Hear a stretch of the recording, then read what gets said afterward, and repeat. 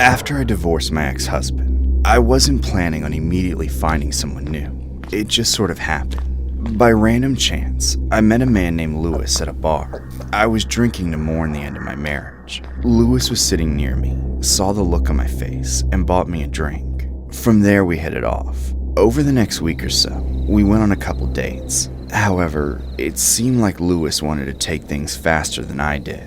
On the morning of Friday, April 13th, he invited me to join him on a dinner cruise that same night. Not only did he spring it on me with very little notice, but I also wasn't comfortable getting on a boat with him just yet, so I declined. Instead of giving up, Lewis said he wouldn't want to go on the cruise alone anyway. Then he suggested I just go over to his house for the evening. I hadn't been there before and it still felt a tad intimate, but I decided to do it anyway.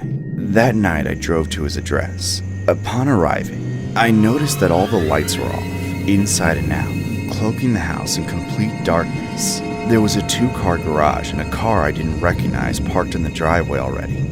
Lewis hadn't mentioned living with anyone, so I had to wonder who else was coming over, and why the hell they didn't need to be able to see each other.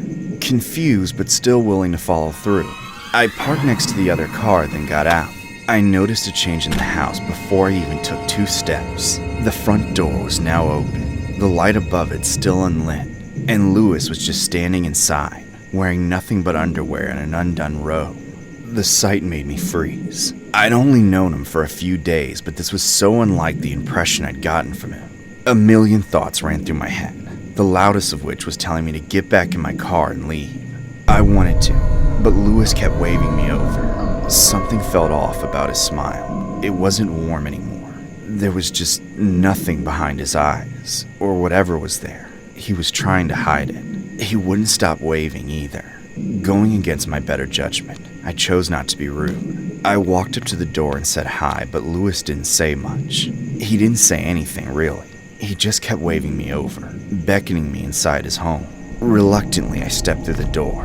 Then Lewis closed it behind me, shutting us off in a near-perfect darkness. It wasn't just that the lights were off. All the windows were blacked out too. Not even the street lights were bleeding in. I couldn't see a damn thing. Suddenly, I felt Lewis grab my hand. I asked him where we were going, but he told me it was a surprise. I pulled back, not wanting to be led into some kind of trap, only for him to whisper something odd. Stop breaking character. Wait, are we role-playing right now? Yes, you said you liked that, didn't you? Did I? I mean, I sorta remember, but... Don't worry about it, just follow me. Role-playing could have meant a lot of things. I was just hoping it wasn't what I thought, but I was just collecting more and more reasons to leave. If any other weird shit kept happening, I would be gone. Next, Lewis led me up a set of stairs that I struggled to climb in the darkness, but I made it. On the 2nd floor, we soon entered into a smaller room, a bedroom, but the lights were still off. Lewis refused to turn them on until he closed the door behind us, and when he did, I was hit with a serious shock. There were 2 other women in the room with us. They had been waiting in the dark, wearing nothing but bras and panties. I looked back at Lewis to find he had dropped his robe to the floor, joining the women in wearing almost nothing. All 3 of them were encircling me, staring with hungry eyes. After a short but silent moment of shock, I found my voice again. Excuse the hell out of me, but what in God's name is going on here? God's got nothing to do with it, Britt. Do you know what day it is? Yeah, it's Friday the 13th. Big whoop, you creepy dork. I was thinking for the occasion we could try something a little different. Something like a small orgy? All the temptations of the flesh wrapped in a neat bouquet of S&M.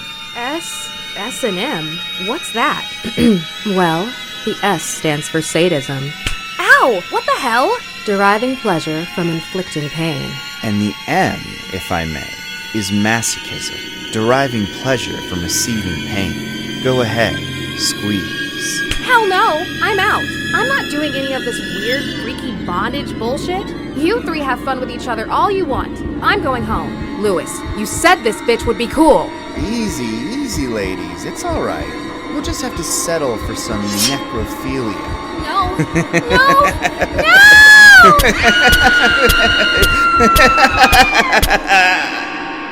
This Friday the 13th story happened on April 13th of 2012. which is the last day Brittany Kilgore was seen alive wearing a purple evening gown. Days after filing for divorce, Kilgore met Luis Ray Perez. Kilgore wasn't initially interested when Perez invited her on a dinner cruise, but she agreed after he offered to help her move.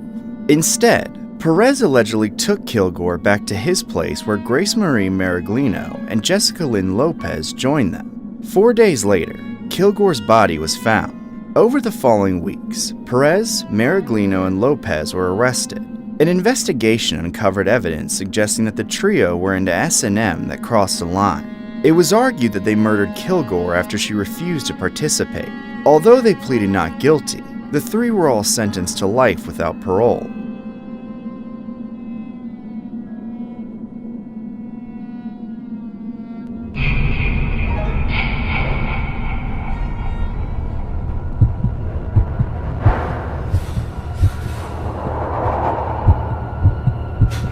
For the past 30 years, every single Friday the 13th has reminded me of the most harrowing experience of my life marked by that date.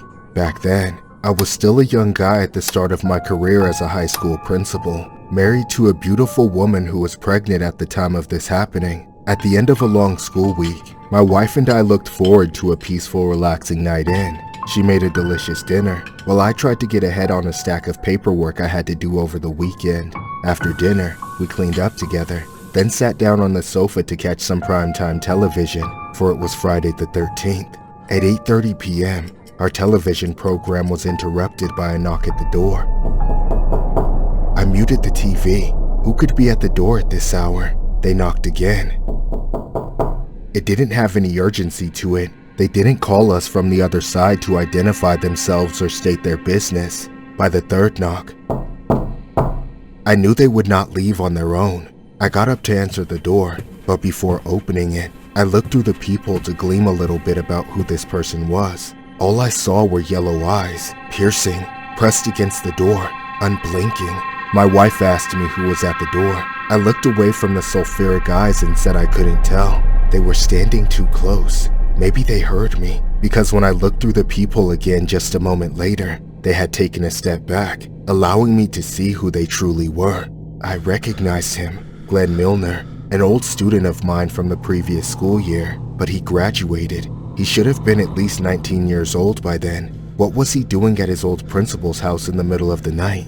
I did not open the door for him. Something was wrong. I could not risk letting him into the house, especially while my wife was home. I began talking to him, hoping to resolve things behind the safety of the metal door between us. Glenn, is that you? Good evening, Mr. Williams. Would you please let me inside your wonderful home? I don't think this is a good time, Glenn. Maybe come back tomorrow, in the morning, if possible. I'm afraid I can't do that. It has to be tonight. Why? What day is it even? Friday the... Oh, really, Glenn? Is this some kind of late senior prank? It's a glorious night, Mr. Williams, and I have a job to do. I'm not letting you in, Glenn. Have a nice evening.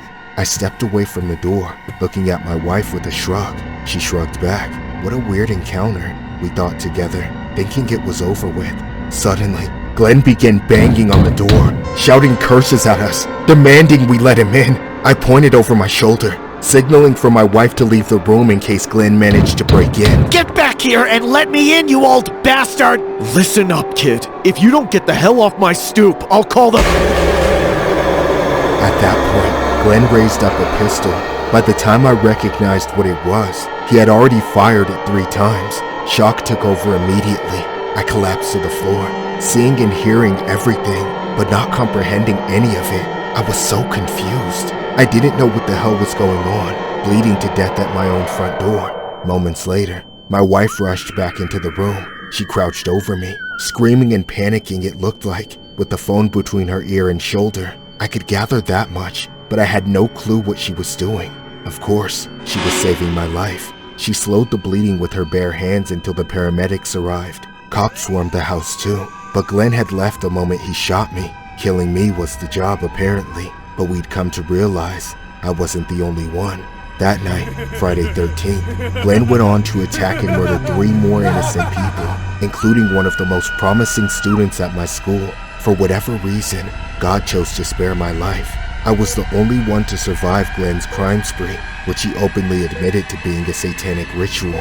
Thanks to my wife, I remained on this earth to raise our family together, but it has not been without terrible hardship. That night affects me to this day, as much mentally as physically. 30 years on, there are still dozens of pieces of metal shrapnel lodged in my body, and as they shift through my tissue and threaten my vital organs, I must undergo repeated surgeries to remove them. But despite the odds, I have survived over 40 operations and counting. As a Christian, I have forgiven Glenn for what he did, but as a man, I know that he must never be released from prison. There is evil in him that will never go away so long as he lives. He said it himself. If he ever gets a taste of freedom, he will finish the job and will kill again. On Friday the 13th of March 1992, 19-year-old Glenn Milner went on a satanic-themed killing spree in Panhandle, Texas, taking out 3 people including a school friend. 35 years after a violent crime spree in Panhandle, a survivor of Kenneth Glenn Milner's attack is sharing his story.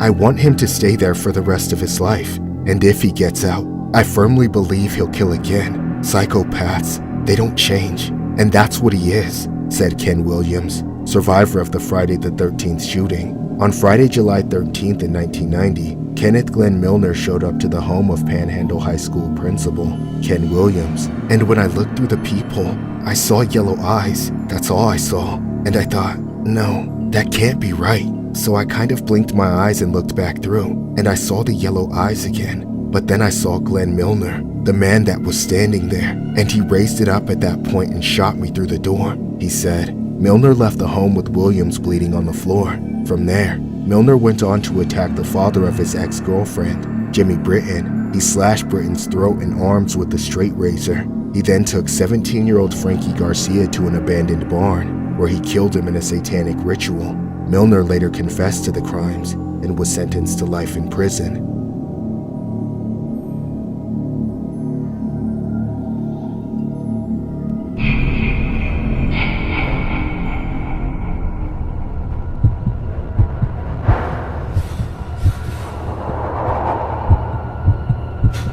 Back in my freshman year of high school, we had 2 back-to-back days that everyone was talking about. First was Friday the 13th, and then Valentine's Day on Saturday right after. Personally, I didn't care about Friday the 13th. Valentine's Day, on the other hand, now, I cared about that. See, I had a little crush on this boy named... well, that's not important. The point is, I was going to make sure he asked me to be his Valentine, so we could spend all of Saturday together. That morning, I got up extra early to make sure I was ready. Then, all that was left was my walk to school. I lived on the 10th floor of my building near the top. I entered an empty elevator, but then it stopped on the 9th floor, the very next one down. When the doors opened, I saw a ghastly, creepy-looking man I had never seen in the building before. He was wearing raggedy clothes and holding a cloth, like he was going to the gym. However, when he walked in, he didn't press the button for the 3rd floor, where the gym was located. He just stood right next to me and let the elevator keep heading to the ground floor without stopping. This guy would not stop looking at me. It was so obvious, even in my peripheral vision, that he was staring me up and down. I refused to make eye contact, but it didn't make a difference to him. What made the whole interaction even more perverted was that I was wearing a large backpack and clearly looked way too young for this guy to be interested in me. I wanted nothing more than for that damn elevator to hurry the hell up and let me out. It felt like forever, but when the doors finally opened, I left as soon as I could.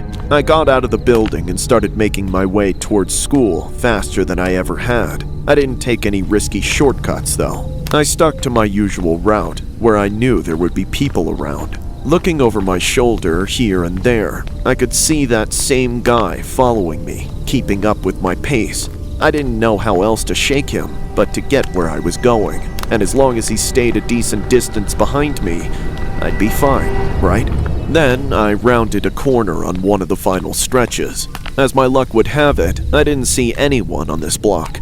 It was earlier in the morning than I was used to. Not everybody was up yet. and to make matters worse, I was fast headed toward a van parked on the curb. I barely had time to think if I should cross the street before the van, in case it belonged to him, because out of nowhere, I heard him running up behind me. I tried to break out into a sprint, but then his dirty gym cloth suddenly wrapped around my face. It covered up my mouth and nose as he squeezed, silencing me, flooding my lungs with chemicals. I fought, but the weakness overtook me so quickly. He pulled my hair back to peer into my panicking eyes. I saw him smiling down at me, saliva spilling from the corners of his crazed mouth. Then everything went black. If only I could have just died right then and there, but that was just the beginning. I woke up, unable to move my hands. They were bound together with rope, but my legs were free. Without thinking, I tried to get up and run, but then I was shoved back to the ground. I hit my head against a concrete wall, forcing me to look around and to take stock of where I had ended up. Best I could figure was a basement. Unfinished concrete on every surface, chains and metal bars, more like a dungeon. And standing over me was that sick freak from the elevator. He was wearing a mask now, but I knew it was him. It was the hockey mask everyone was obsessed with, and through the holes, I could still see glimpses of his wretched smile. "It's too late to run, stupid girl!" Just let me go, please. Are you kidding? No one has ever let anyone go on Friday the 13th. I don't care about Friday the 13th. I don't want to do this. Oh, I know. You care more about tomorrow, don't you? Yes, so please, let me go. No. I'll tell you a secret. Friday the 13th lasts for another 14 hours. Only pure, innocent virgins get to celebrate Valentine's Day. But by midnight, you will be none of those things. Stop! So, after I'm done with you, I might as well kill you. On Friday 13th, 14-year-old Amber Dubois went missing on her way to school. Her remains were not discovered until a year later, when her killer, then 30-year-old John Gardner, confessed while in custody for a similar crime, which he committed near the anniversary of Dubois' death. Unfortunately, his statement to a reporter that he would be dead within 5 years of being incarcerated did not hold true, as he still draws breath to this day, serving a life sentence behind the bars of Mule Creek State Prison. On Friday the 13th, Amber Dubois vanishes. A year later, Chelsea King disappears nearby. The killer was later revealed to be convicted offender John Gardner, who blamed everything from his major rage to state budget cuts for the murders of the two victims. Gardner, 31, pleaded guilty to the slayings and will be sentenced to life in prison. I was aware of what I was doing, but I could not stop myself. I was in a major rage and pissed off at my whole life and everybody that's hurt me and blew up, and I hurt the wrong people, Gardner said. Chelsea King's body was found in February, 5 days after she disappeared while jogging near her home. Dubois disappeared in February 2009 while on her way to school. Gardner expressed remorse for the murders, but also laughed when asked if there were any more victims, telling the reporter, "Nice try."